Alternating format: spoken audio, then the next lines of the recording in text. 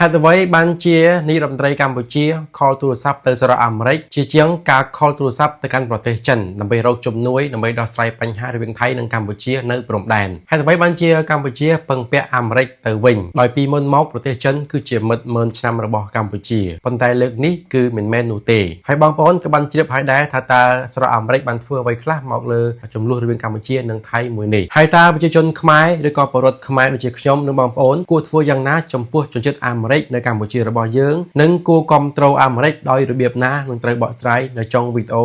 អូមួយនេះកម្ពុជាបានស្នើទៅអាមេរិកពីព្រោះសហរដ្ឋអាមេរិកមានឥទ្ធិពលយ៉ាងខ្លាំងលើប្រទេសថៃតែឥទ្ធិពលយ៉ាងដូចម្តេចបងប្អូនទាំងអស់គ្នាប្រទេសថៃគឺជាដៃគូយូរអង្វែងរបស់សហរដ្ឋអាមេរិកដូច្នេះសម្ពាធឬការសម្រុះសម្រួលរបស់សហរដ្ឋអាមេរិកគឺមានឥទ្ធិពលលើមេដឹកនាំទីក្រុងបាងកកនិងការសម្រេចចិត្តខាងយោធារបស់ប្រទេសថៃដែលចិនមិនអាចធ្វើបានរឿងមួយនេះទេនេះគឺធ្វើឲ្យទីក្រុងវ៉ាស៊ីនតោនមានអំណាចនិងមានសម្លេងដើម្បីឲ្យថៃយកព្រមបញ្ឈប់ការបាញ់យ៉ាងឆាប់រហ័សប្រធានាធិបតីសហរដ្ឋអាមេរិកលោក Donald Trump បានទូរស័ព្ទដោយផ្ទាល់ទៅមេដឹកនាំទាំងពីរហើយបានធ្វើសកម្មភាពយ៉ាងឆាប់រហ័សនិងជាក់ស្ដែងហើយបានបង្កើនសន្ទុះនយោបាយចំពោះបទឈប់បាញ់របាយការណ៍បាននិយាយថាប្រទេសកម្ពុជាបានថ្លែងអំណរគុណជាសាធារណៈចំពោះលោក Donald Trump សម្រាប់ការសម្រុះសម្រួលនិងការសម្រេចចិត្តរបស់លោកដែលជាល្បឿននៃការអន្តរាគមន៍របស់សហរដ្ឋអាមេរិកដែលបានជួយជំរុញឲ្យភាគីទាំងពីរឈ្មោះទៅរកបទឈប់បាញ់តាមការខលតាមទូរស័ព្ទកម្រិតខ្ពស់មួយនេះយើងមើលឃើញថាគឺជាការផ្លាស់ប្ដូរនយោបាយយ៉ាងឆាប់រហ័សកម្ពុជាបានរកជំនួយពីសហរដ្ឋអាមេរិកដើម្បីធ្វើឲ្យចិនមានតុល្យភាពខាងនយោបាយកម្ពុជាមានទំនាក់ទំនងផ្នែកយោធា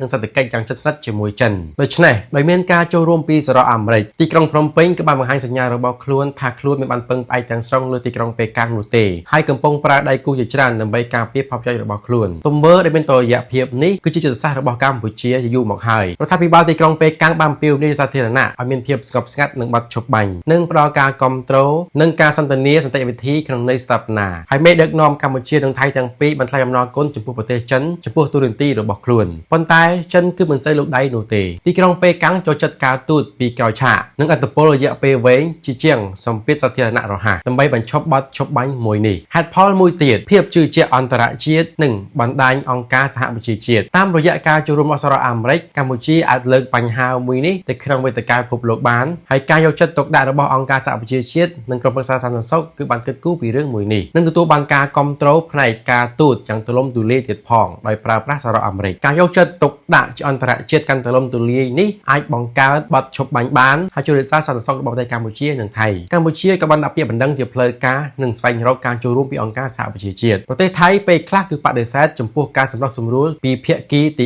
3ដោយចូលចិត្តការចរចាទ្វេភាគីប៉ុន្តែការចូលរួមនៃសម្ពាធរបស់សហរដ្ឋអាមេរិកផ្ដល់ជូននឹងអាស៊ាននៅការសម្រុះសម្រួលដ៏ល្អមួយដែលអនុញ្ញាតឲ្យមានបទឈប់បាញ់បន្តទៀតសរុបមកកម្ពុជាបានរកជំនួយពីសហរដ្ឋអាមេរិកពីព្រោះទីក្រុងវ៉ាស៊ីនតោនមានឥទ្ធិពលយ៉ាងខ្លាំងលើប្រទេសថៃនិងជំរុញបទឈប់បាញ់បានជាសាធារណៈយ៉ាងឆាប់រហ័សខណៈដែលនៅតែប្រើប្រាស់ប្រទេសចិននិងអាស៊ានដើម្បីបំពេញបន្ថែមទៀតដូច្នេះតើពលរដ្ឋខ្មែររបស់យើងគួរធ្វើយ៉ាងណាចំពោះសហរដ្ឋអាមេរិកនិងពីការដឹងគុណពីខ្លួនឯងចំពោះសហរដ្ឋអាមេរិកបើសហរដ្ឋអាមេរិកគឺជាអ្នកដែលដើរតួសំខាន់ក្នុងការបញ្ចប់នូវសង្គ្រាមមួយនេះមែនដូច្នេះបងប្អូនខ្មែររបស់យើងគួរធ្វើតាមនូវចំណុចខាងក្រោមទាំងអស់នេះទី1គឺយើងត្រូវកត់សរសើរជាសាធារណៈប្រជាជនកម្ពុជាអាចបង្ហាញពីការដឹងគុណដោយនិយាយវិជ្ជមានអំពីទូរនទីរបស់សហរដ្ឋអាមេរិកនៅការនាំមកនូវសន្តិភាពនេះគឺជារឿងសំខាន់ព្រោះវាប្រាប់ទីក្រុងវ៉ាស៊ីនតោនថាកម្ពុជាឲ្យតម្លៃលើជំនួយរបស់ខ្លួនយើងអាចធ្វើបានតាមរយៈប្រព័ន្ធផ្សព្វផ្សាយបណ្ដាញសង្គមអ្នកដឹកនាំសហគមន៍និងសម្បីតែព្រឹត្តិការណ៍វប្បធម៌គឺជាការអរគុណដ៏សាមញ្ញប៉ុន្តែគឺមានតម្លៃនិងគួរឲ្យគោរពជួយកសាងទំនុកចិត្តរវាងប្រទេសទាំងពី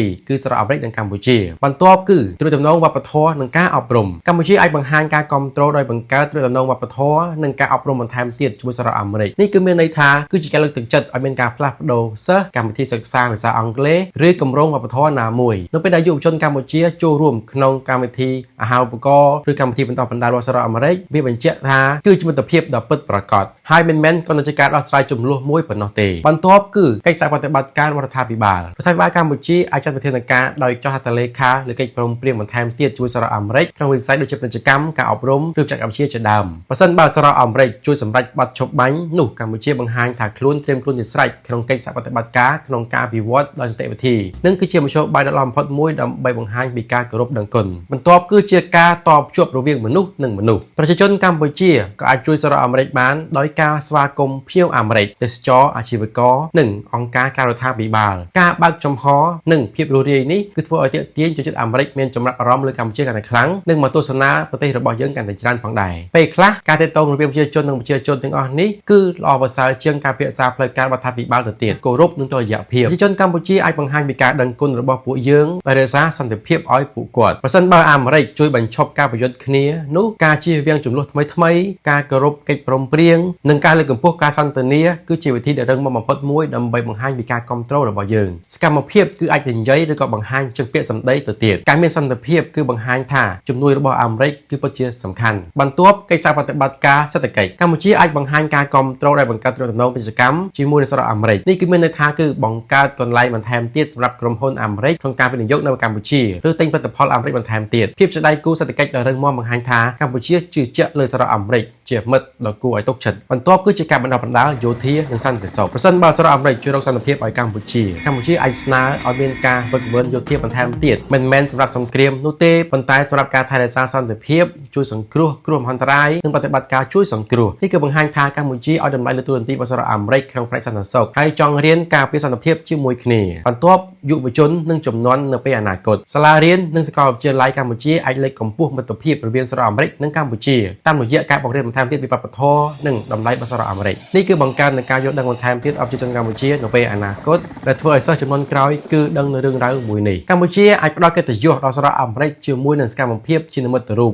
ដូចជាការរៀបចំពិធីបុណ្យវប្បធម៌អាមេរិកការកសាងមិត្តភាពការកសាងវិមានមិត្តភាពឬការដាក់ឈ្មោះកម្មវិធីផ្លាស់ប្ដូរបន្ទាប់ពីកិច្ចព្រមព្រៀងសន្តិភាពសកម្មភាពតូចតាចមែនប៉ុន្តែអាចមើលឃើញនៅរឿងដ៏ធំមួយពីសហរដ្ឋអាមេរិកនិងកម្ពុជានិងមិត្តភាពដ៏ជិតស្និទ្ធមួយនេះតែបងប្អូនគិតយ៉ាងណាដែរអំពីរឿងរ៉ាវមួយនេះអាចខមមិននៅក្រោមវីដេអូមួយនេះបានតែបងប្អូនគិតថារវាងកម្ពុជានិងសហរដ្ឋអាមេរិកតើគួរធ្វើបែបណាបន្តទៅមុខទៀតដើម្បីបង្កើតមិត្តភាពល្អៗជាមួយនឹងគ្នាសូមអរគុណសម្រាប់ការទស្សនាសិនជាមានពាក្យពេចន៍ណាមិនសមរម្យឬក៏ខ្វះខាតសូមមេត្តាអភ័យទោសផងនិងជួបគ្នានៅវីដេអូក្រោយផងដែរបងប្អូនទស្សនាក្នុង Facebook សូមជួយ share នៅវីដេអូមួយនេះនិង follow page មួយផងបាទបើទស្សនាក្នុង YouTube សូមជួយ subscribe នៅ YouTube channel របស់ខ្ញុំដើម្បីបានវីដេអូថ្មីនៅពេលក្រោយផងដែរសូមអរគុណសម្រាប់សំណាងល្អគ្រប់ក្រុមគ្រួសារ